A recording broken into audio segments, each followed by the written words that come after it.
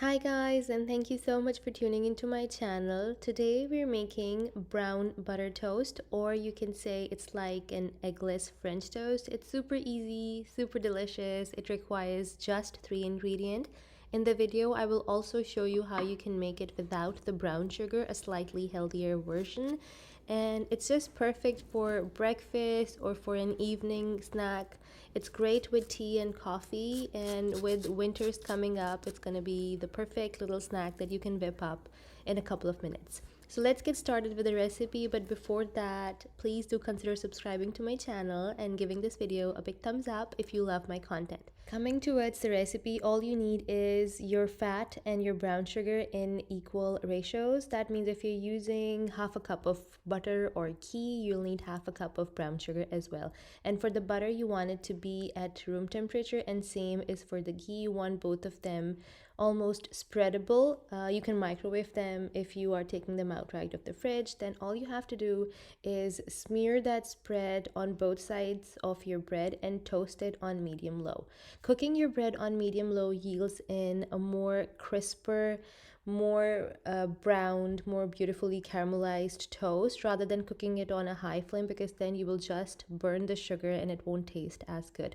Also, if you want it to be more caramelly, use butter instead of ghee, because it has the extra water content that ghee doesn't have, and it just really levels up the caramelization of the sugar. And that's it. You crisp it on both sides for a couple of minutes. Add more ghee or butter if there is any need for that. Generally, there's not. And that's how it looks. It's super crispy and it's really, really good. So now we are going to head towards another method that you can use without any sugar at all. You don't even need brown sugar for that.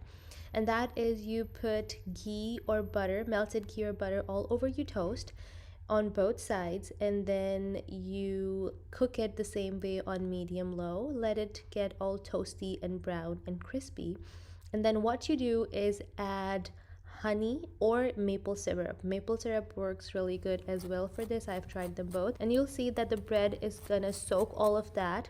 And then when you're toasting it, it's gonna get caramelized because there's still some natural sugar in both honey and maple syrup. You get a really crispy, delicious sweet toast, but without any of the harmful sugars that everybody's trying to avoid these days. And it stays crispy for long too, and super delicious. Here I'm making one for myself with a whole grain toast. And this is a little tip that I wanted to share with you guys. This is something my mother used to do, and you can keep your bread crispier for longer this way, because once you put your crispy bread on a plate, steam starts gathering up and it turns into a soggy piece of bread.